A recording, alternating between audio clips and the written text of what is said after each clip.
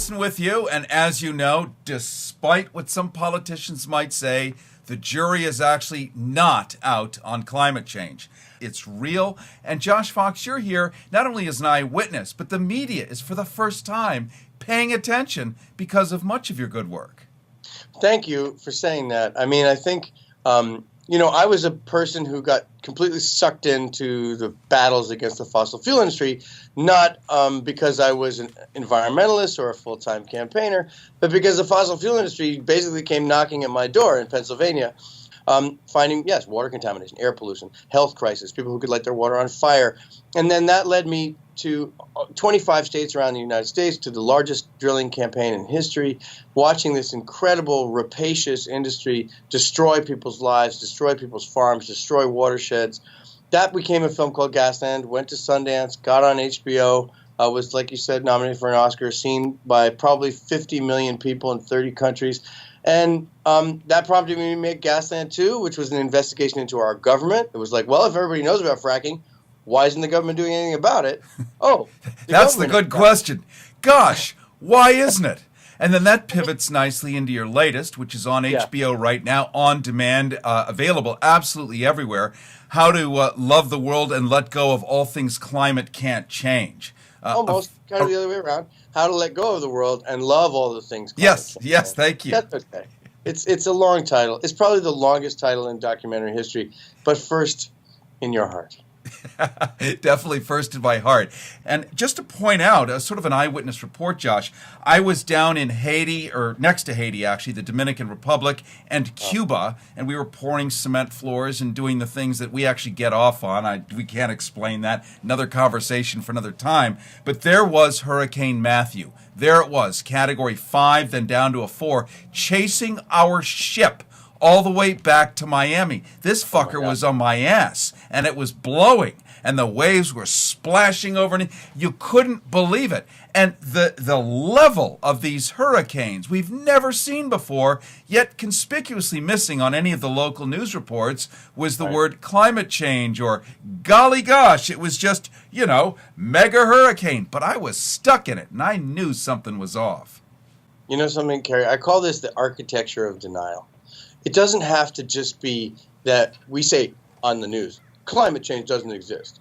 No, the denial is in the very architecture of the way that the mainstream media broadcast works. I was watching CNN not so long ago, maybe 6-7 months ago. I don't watch CNN that often. Probably the last time I watched it was because I got stuck in LaGuardia Airport going to Winnipeg. I couldn't take the train as I wanted to because there was no train. That would have been the climate responsible thing to do. Instead, I got stuck at LaGuardia Airport 5 in the morning watching CNN. Their whole morning slate was Republican debates, then flash floods in Utah that killed half a dozen people, then wildfires in California where trees are falling and people are dodging down the mountain in their cars, and then the Syrian civil war refugee crisis. Well, there were two words that would have unified all of those stories that were never mentioned, and those two words were climate change.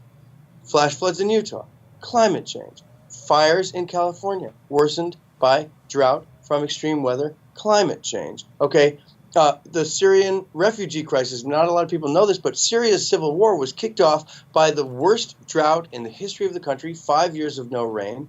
Farmers went to protest uneven aid distributed by the Assad regime. He put a bunch of them in prison, tortured them. Factions started to break out, and boom, you've got a civil war worsened by and exacerbated by climate change. The United Nations predicts 800 million climate refugees if we get to 2 degrees of climate change. We're at 1.5 for all intents and purposes right now. We're facing major, major issues. And of course, the last story, the Republican debate, all of the Republican candidates completely denied climate change, as they do now, which of course indicates how in the pocket of the fossil fuel industry that party really is.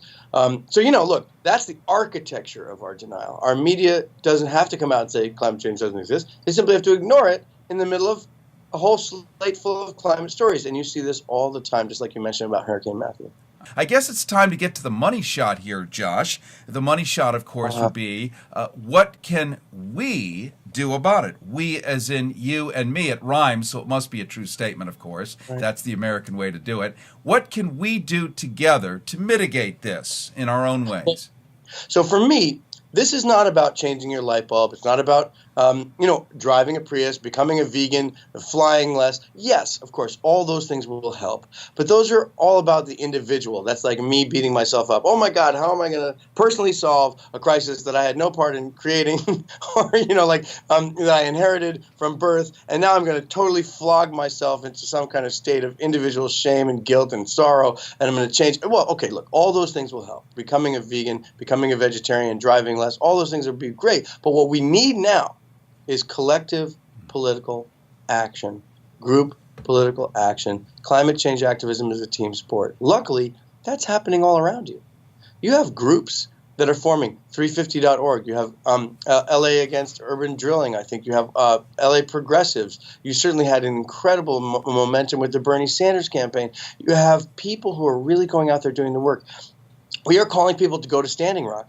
Standing Rock is a crisis. You have a Native American tribe that's protecting their river, that is trying to stop a terrible oil and gas pipeline from going through their reservation. That is a climate change issue. You can campaign to ban fracking in the state of California. These are the things that we need to do now. Of course, once the political consciousness happens, of course, all of the things that you end up doing in your life start to reflect that in some way.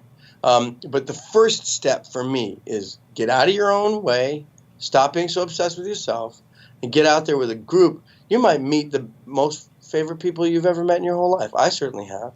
When Bernie Sanders called me up, when Bernie Sanders called me up and said, we want you to work on fracking for us, I met these incredible folks. Yeah. I met the campaigns. I met Shailene. I met Susan. I met you. I met, wonderful folks. Greg Palast. I met a lot of people that deeply care about our government, about our democracy, about our future. And that is an exercise in compassion. You learn from them. And at a whole different level, when I got called to work on fracking in my neighborhood in the Upper Delaware River Basin in PA, these weren't famous people, but these were, some of the most incredible. I met my neighbors. I didn't know my neighbors before. I almost lived, I lived in the middle of the woods, so I didn't know my neighbors. Now I know them. I'm in the middle of a community. Those woods and those streams and those rivers are alive right now in a whole different way because I know I have friends all around, and we know what we're working for. So that's the true message of my film. Take that step, take that leap. The ground will rise to meet your foot.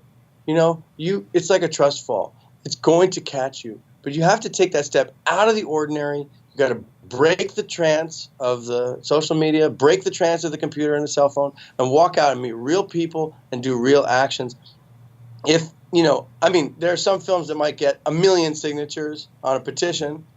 If I get 100 people to walk out their house and do something, that I think is actually going to mean more. I think you sign the petitions and you do all those things. I want you to take action. If you're one of those people out there that is willing to change their lives, we have to do that together. That's what's happened to me. And I couldn't lie to you and say that, that isn't what's required right now. What's required is much more than we imagined, but it rewards you in much deeper ways. I will admit in my own situation exactly what you're saying, and it didn't occur to me at the time, but after you presented it this way, it's a truth. I live in the world's longest suburb. It is called Los Angeles. It is 50 miles long with no town hall, no set or anything. Starbucks. That's the town hall. That's it. I live on this, a smartphone. All my friends are make-believe, and we talk like make-believe people. And when I started showing up for Bernie Sanders and other things as well, do you know, Josh, that people have a physical body temperature? Did you know this? I've heard it. Right. I mean, it's kind of shocking after all these years of making love to a fucking electronic device. Real live people with a real live sense of humor and a real live passion. Not only that, these millennials, I know, we've seen them on the TV. We've seen them in parks on these. Guess what? They're stuck on this orb for 70 more years with melting glaciers. Are they thinking this is a joke? People are just kidding? It's not everything? Wrong. And you've identified that so brilliantly. Well, thanks. Look, it's scary what's coming. it's scary what's on the way that we can't, and a lot of it we're not going to be able to stop. But what we can do is control our reactions. Just know, on behalf of the humans of Earth, 7 billion of us, thank you so much.